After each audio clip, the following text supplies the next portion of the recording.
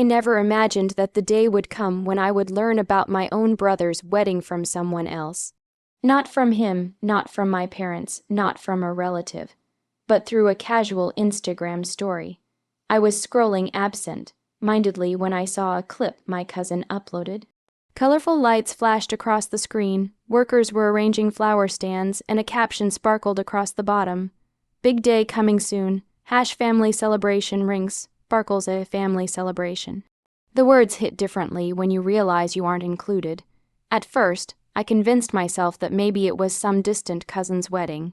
Or maybe my brother was planning something small and personal before announcing it. But something in my chest tightened, as if warning me. So I waited, 1 day, 2 days, 3 days, and still no invitation, no message, no hint. Finally, unable to hold the curiosity and fear, I called him. He picked up with a cheerful tone, the kind that stabbed because it meant he wasn't feeling even a fraction of the anxiety I was drowning in. "Hey, what's up?" he said casually. "I heard something." I replied, trying to keep my voice steady. "Are you getting married?" For a moment, he said nothing, just silence, the kind that exposes everything.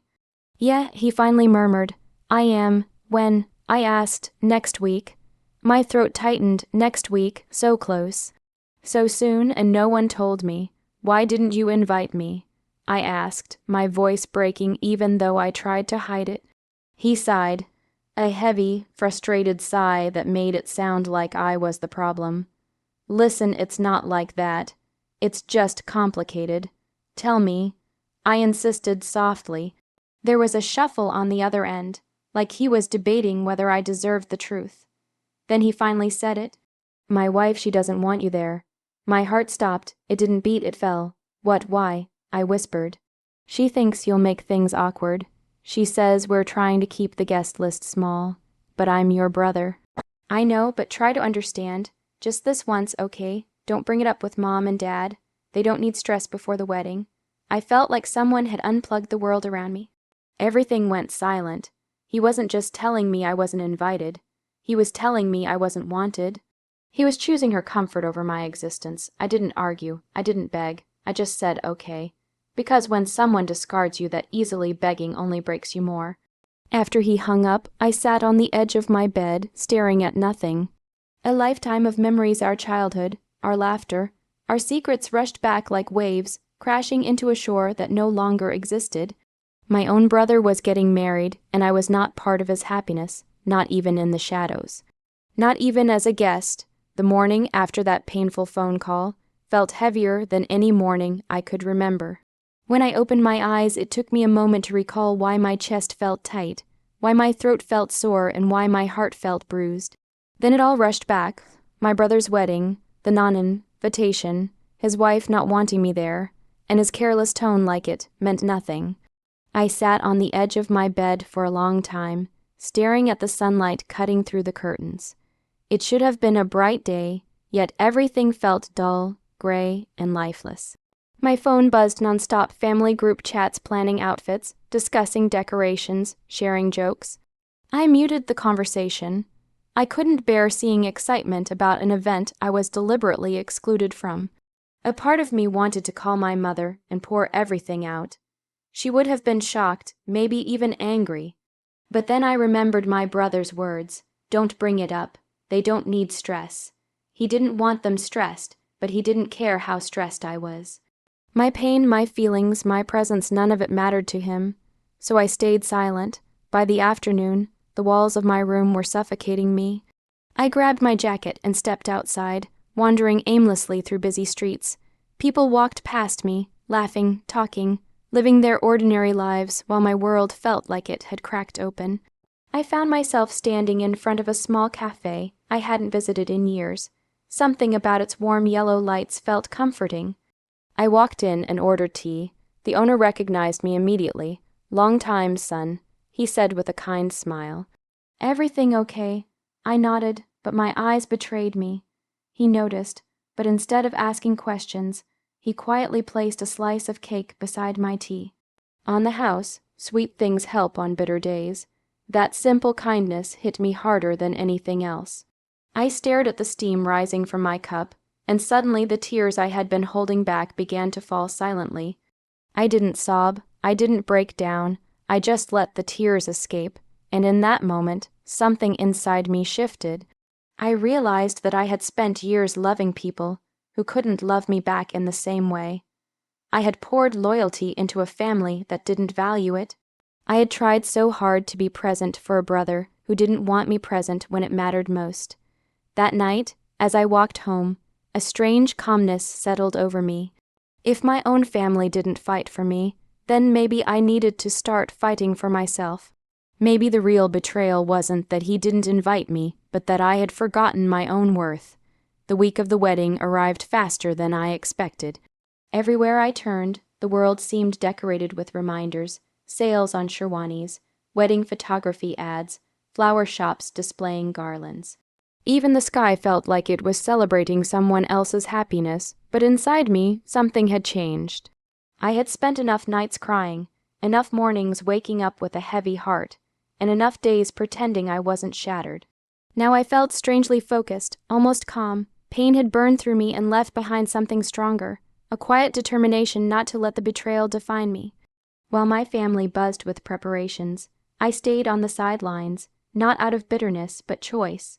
I refused to be the hidden shame they expected me to be. Instead, I decided to give myself a different kind of gift: attention, time, and care. I threw myself into work like never before. Projects that once felt overwhelming now felt like challenges I was ready to conquer. My mind, desperate for escape, found comfort in productivity. My boss noticed. "You're doing impressive work," he said one afternoon. "If you keep this up, there might be something big coming your way." That one sentence felt like a warm hand pulling me out of the darkness. I started going out more to dinners with old friends, long walks, small trips I had been postponing for years. I took photographs of sunsets, busy streets, and quiet lakes.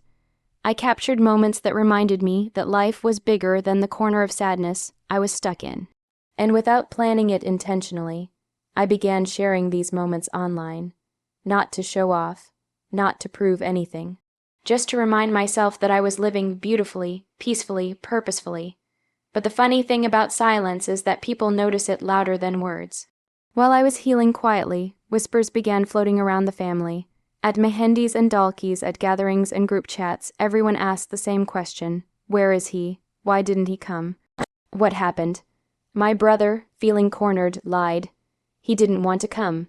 He said he was busy, but lies rarely survive long. Someone overheard his wife bragging to her friends, "I didn't want him there."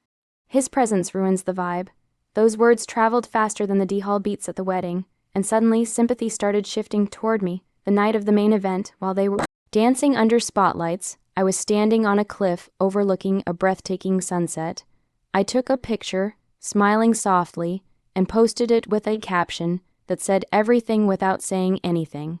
Some distances protect your peace. Within minutes my phone buzzed. It was my brother. "We need to talk." I put the phone down gently and let silence be my sweetest revenge.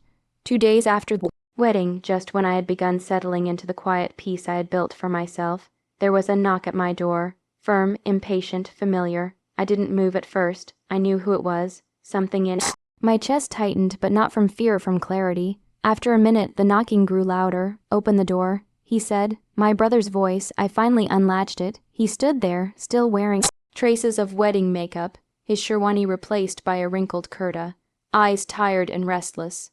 For a moment, neither of us spoke. "Can I come in?"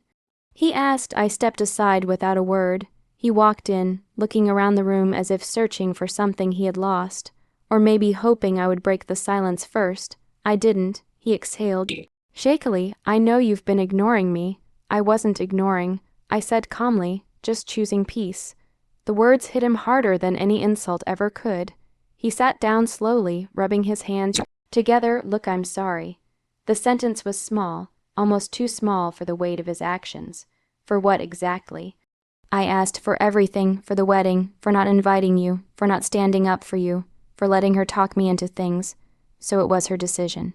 I asked even though I already knew. He shook his head. "No, it was mine too. That's what makes it worse. Honesty finally." He continued, voice cracking. "She didn't want you there." She felt threatened. She said you'd take attention away, that you'd make things uncomfortable, that you make me stronger in ways she can't control. He swallowed hard, and I chose peace with her over loyalty to you. I nodded slowly. So you sacrificed your brother for your marriage. His eyes glistened. I thought I was doing the right thing. I didn't understand how deeply it would hurt you. I didn't think you'd just disappear from my life like that. I didn't disappear. I said softly. You pushed me out. He covered his face with his hands. I miss you, man. I want things to go back to how they were. This time, the ache wasn't inside me. It was in him. I'm not angry anymore. I said, but things can't go back. They can only move forward differently. He looked up, eyes red. So what now? You're just done with me. No, I answered. I'm done trying to belong where I'm not valued. That doesn't mean I hate you. It means I'm finally choosing myself. My brother broke then, quietly, painfully. He whispered, I don't deserve you. Maybe he didn't, maybe he still doesn't, but I found peace in letting go. Without bitterness, without revenge, without begging for a place. Sometimes the strongest revenge is healing in front of the ones who broke you, and walking away with dignity they can never match.